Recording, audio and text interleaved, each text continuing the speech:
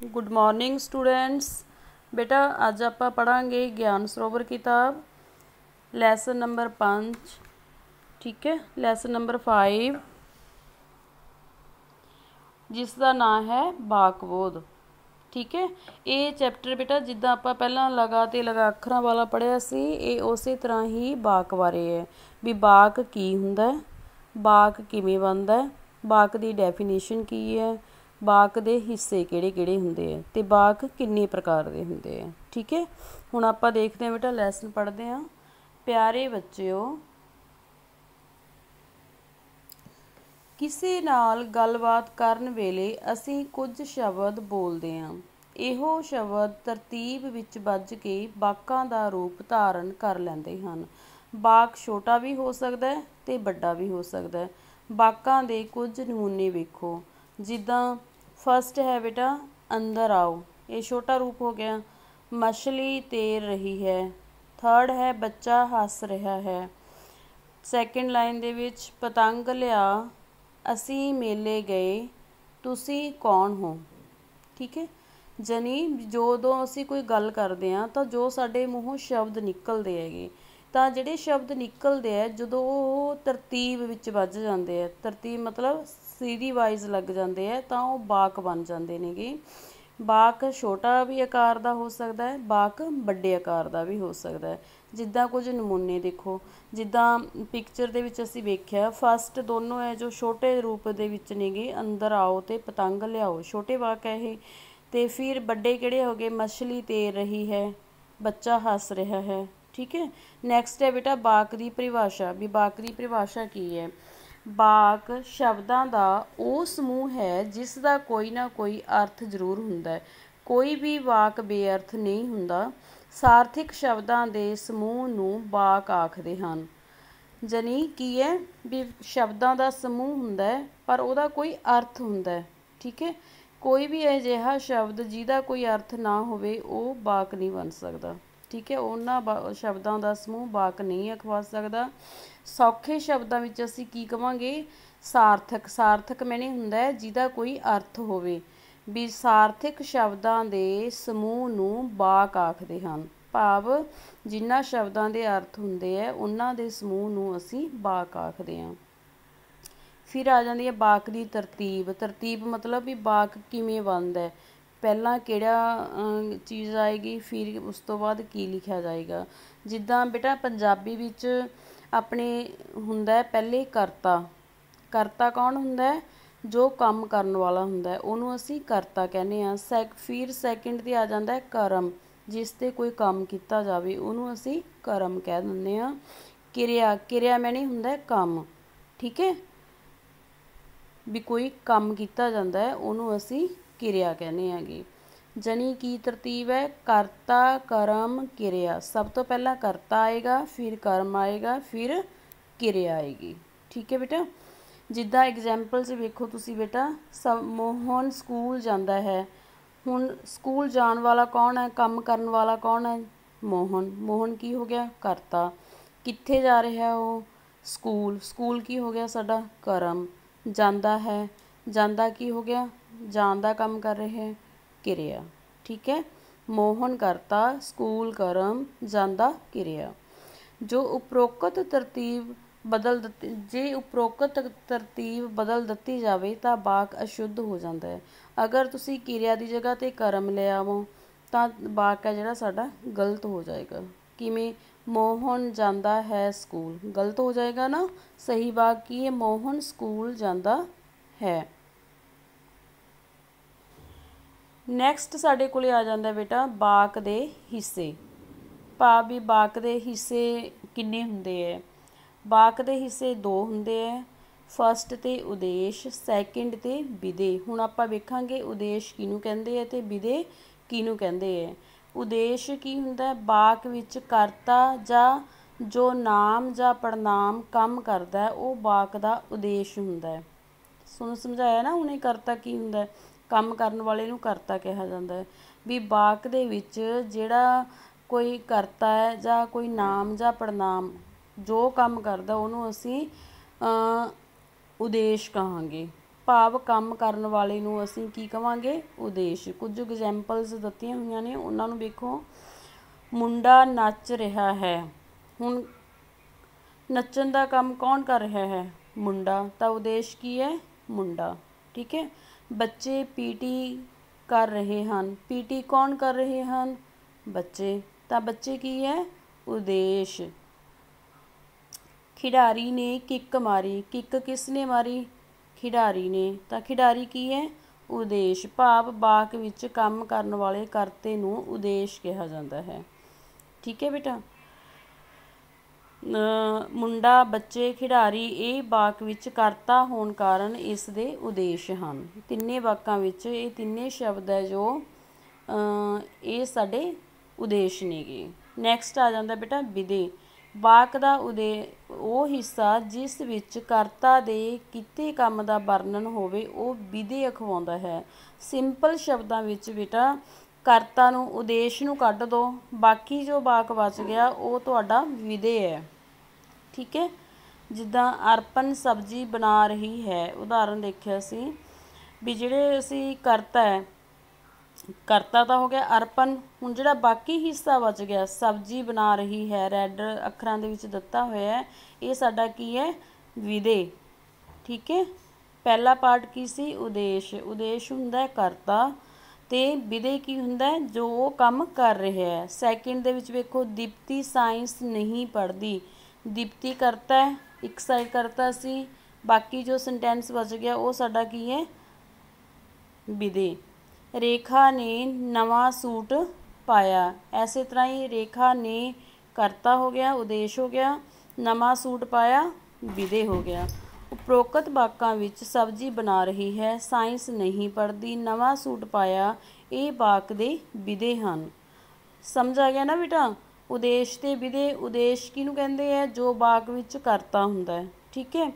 ਜਦੋਂ ਅਸੀਂ ਵਿਧੇ ਕੱਢਣਾ ਹੈ, ਉਦੇਸ਼ ਨੂੰ ਬਾਹਰ ਕੱਢ ਦਿਓ, ਬਾਕੀ ਜੋ ਸੈਂਟੈਂਸ ਬਚ ਗਿਆ ਉਹ ਤੁਹਾਡਾ ਵਿਧੇ ਹੈ। ਨੈਕਸਟ ਸਾਡੇ ਕੋਲ ਆ ਜਾਂਦਾ ਵਾਕ ਦੀਆਂ ਕਿਸਮਾਂ। ਇਹ ਤਾਂ ਸੀ ਬੇਟਾ ਵਾਕ ਦੇ ਹਿੱਸੇ, ਵੀ ਵਾਕ ਦੇ ਵਿੱਚ ਹਿੱਸੇ ਕਿਹੜੇ ਕਿਹੜੇ ਹੁੰਦੇ ਆ। ਨੈਕਸਟ ਸਾਡੇ ਕੋਲ ਆ ਜਾਂਦੇ ਆ ਵਾਕ ਦੀਆਂ ਕਿਸਮਾਂ। ਬੱਚਿਓ, ਵਾਕ ਵੀ ਕਈ ਪ੍ਰਕਾਰ ਦੇ ਹੁੰਦੇ ਆ, ਕਿਉਂਕਿ ਵੱਖ-ਵੱਖ ਭਾਵ ਦੱਸਣ ਲਈ ਅਸੀਂ ਕਈ ਤਰ੍ਹਾਂ ਦੇ ਵਾਕ ਬੋਲਦੇ ਹਾਂ। ਜਿਵੇਂ ਕਦੇ ਪ੍ਰਸ਼ਨ ਦੇ ਰੂਪ ਵਿੱਚ ਗੱਲ ਕਰਦੇ ਹਾਂ, ਕਦੇ ਕਿਸੇ ਨੂੰ ਖੁਸ਼ ਹੋ ਕੇ ਬੋਲਦੇ ਹਾਂ, ਕਦੇ ਦੁਖੀ ਮਨ ਨਾਲ ਗੱਲ ਕਰਦੇ ਹਾਂ, ਕਦੇ ਹੁਕਮ ਦਿੰਦੇ ਹਾਂ ਆਦਿ। ਇਸ ਪ੍ਰਕਾਰ ਵਾਕ ਜਿਹੋ ਜਿਹਾ ਕੰਮ ਕਰਦੇ ਹੈ ਉਹਨਾਂ ਦਾ ਰੂਪ ਵੀ ਉਸੇ ਅਨੁਸਾਰ ਹੀ ਨਿਸ਼ਚਿਤ ਕੀਤਾ ਜਾਂਦਾ ਹੈ। ਭਾਵ ਜਦੋਂ ਅਸੀਂ ਬੋਲਦੇ ਹਾਂ ਬੇਟਾ, ਦੇਖੋ ਸਾਰਾ ਦਿਨ ਅਸੀਂ ਪਿਆਰ ਨਾਲ ਨਹੀਂ ਬੋਲਦੇ ਜਾਂ ਸਾਰਾ ਦਿਨ ਅਸੀਂ ਖੁਸ਼ ਹੋ ਕੇ ਨਹੀਂ ਬੋਲਦੇ। ਜਿਹੇ ਜਿਹੇ ਵੀ ਭਾਵ ਨਾਲ ਅਸੀਂ ਬੋਲਦੇ ਹਾਂ ਉਸੇ ਹਿਸਾਬ ਨਾਲ ਵਾਕ ਦਾ ਰੂਪ ਦਿੱਤਾ ਜਾਂਦਾ, ਵਾਕ ਨੂੰ ਰੂਪ ਦਿੱਤਾ ਜਾਂਦਾ ਹੈ। ਖੁਸ਼ ਹੋ ਕੇ ਬੋਲਦੇ ਹਾਂ ਤਾਂ ਕਿੱਦਾਂ ਦਾ ਕੀ ਨਾਂ ਦੇਵਾਂਗੇ? ਠੀਕ ਹੈ। ਦੁਖੀ ਹੋ ਕੇ ਮਨ ਨਾਲ ਗੱਲ ਕਰ ਦਿਆਂਗੇ ਤਾਂ ਅਸੀਂ ਇਹਨਾਂ ਨੂੰ ਖੁਸ਼ ਅਤੇ ਦੁਖੀ ਮਨ ਨਾਲ ਕੀਤੀ ਗਈ ਗੱਲ ਨੂੰ ਬਿਸਮਿਕ ਦਾ ਰੂਪ ਦੇ ਦੇਵਾਂਗੇ। ਅਗਰ ਕੋਈ ਤੁਸੀਂ ਕਿਸੇ ਤੋਂ ਪ੍ਰਸ਼ਨ ਪੁੱਛਦੇ ਹੋ, ਜਿਵੇਂ ਪੁੱਛ ਲਿਆ ਬੇਟਾ ਤੁਹਾਡਾ ਨਾਂ ਕੀ ਹੈ, ਤਾਂ ਇਹ ਪ੍ਰਸ਼ਨਵਾਚਕ ਹੋ ਜਾਏਗਾ। ਠੀਕ ਹੈ। ਵੀ ਜਿੱਦਾਂ ਦਾ ਵਾਕ ਕੰਮ ਕਰਦਾ ਉਸੇ ਦਾ ਹੀ ਉਹ ਰੂਪ ਅਨੁਸਾਰ ਉਹਦੇ ਕੰਮ ਦੇ ਅਨੁਸਾਰ ਹੀ ਰੂਪ ਨਿਸ਼ਚਿਤ ਕੀਤਾ ਜਾਂਦਾ ਹੈ। ਵਾਕ ਦੀਆਂ 5 ਕਿਸਮਾਂ ਹੁੰਦੀਆਂ ਨੇ। ਸਰਲ ਵਾਕ। ਜੋਤੀ ਨੇ ਕੰਮ ਮੁਕਾ ਲਿਆ। ਬਿਲਕੁਲ ਸਿੰਪਲ, ਜੋਤੀ ਨੇ ਕੰਮ ਮੁਕਾ ਲਿਆ, ਇਹ ਸਾਡਾ ਕਿਹੜਾ ਵਾਕ ਹੈ? ਸਰਲ ਵਾਕ ਹੈ। ਸੈਕਿੰਡ ਨੰਬਰ ਤੇ ਆ ਜਾਂਦਾ ਬੇਟਾ ਪ੍ਰਸ਼ਨਵਾਚਕ। ਪ੍ਰਸ਼ਨਵਾਚਕ ਜਿਹਦੇ ਵਿੱਚ ਕੋਈ ਪ੍ਰਸ਼ਨ ਪੁੱਛਿਆ ਜਾਵੇ, ਕਿਸੇ ਤੋਂ ਪ੍ਰਸ਼ਨ ਪੁੱਛ ਰਹੇ ਹੋ, ਬਾਹਰ ਕੌਣ ਹੈ? ਪ੍ਰਸ਼ਨ ਪੁੱਛਿਆ ਨਾ ਵੀ ਬਾਹਰ ਕੌਣ ਹੈ, ਇਹਨੂੰ ਅਸੀਂ ਪ੍ਰਸ਼ਨਵਾਚਕ ਦੀ ਕੈਟਾਗਰੀ 'ਚ ਰੱਖ ਲਾਂਗੇ। ਬਿਸਮਿਕ ਵਾਕ ਹੈ ਉਹ ਪਾਸ ਹੋ ਗਈ। ਬਿਸਮਿਕ ਹੁੰਦੇ ਹੈ ਜਿਹਦੇ ਵਿੱਚ ਸਾਡੇ ਹਾਵ ਭਾਵ ਪਤਾ ਲੱਗਦੇ ਆ ਵੀ ਖੁਸ਼ੀ ਦਾ, ਗਮੀ ਦਾ, ਹੈਰਾਨੀ ਦਾ। ਹੁਣ ਅਸੀਂ ਹੈਰਾਨੀ ਹੋ ਕੇ ਪੁੱਛਿਆ ਵੀ ਹੈ ਉਹ ਪਾਸ ਹੋ ਗਈ, ਜਿਸ ਬੱਚੇ ਤੋਂ ਸਾਨੂੰ ਉਮੀਦ ਨਾ ਹੋਵੇ ਵੀ ਉਹ ਪਾਸ ਨਹੀਂ ਹੋ ਸਕਦਾ ਪਰ ਉਹ ਪਾਸ ਹੋ ਗਿਆ, ਤਾਂ ਅਸੀਂ ਹੈਰਾਨੀ ਨਾਲ ਪੁੱਛ ਰਹੇ ਹਾਂ ਵੀ ਹੈ ਉਹ ਪਾਸ ਹੋ ਗਈ, ਇਹ ਬਿਸਮਿਕ ਵਾਕ ਆ ਜਾਏਗਾ। ਨੈਕਸਟ ਹੈ ਵਿਨੈਵਾਚਕ ਵਾਕ। ਵਿਨੇ ਦਾ ਮਤਲਬ ਹੁੰਦਾ ਬੇਨਤੀ। ਠੀਕ ਹੈ। ਵੀ ਬੇਨਤੀ ਕਰਨ ਵਾਲੇ ਵਾਕ, ਜਿੱਦਾਂ ਕਿਰਪਾ ਕਰਕੇ ਪਾਣੀ ਦਿਓ। ਠੀਕ ਹੈ। ਅਸੀਂ ਰਿਕੁਐਸਟ ਕੀਤੀ ਵੀ ਮੇਰੇ ਲਈ ਪਾਣੀ ਦਾ ਗਲਾਸ ਲਿਆਓ, ਕਿਰਪਾ ਕਰਕੇ ਪਾਣੀ ਲਿਆਓ।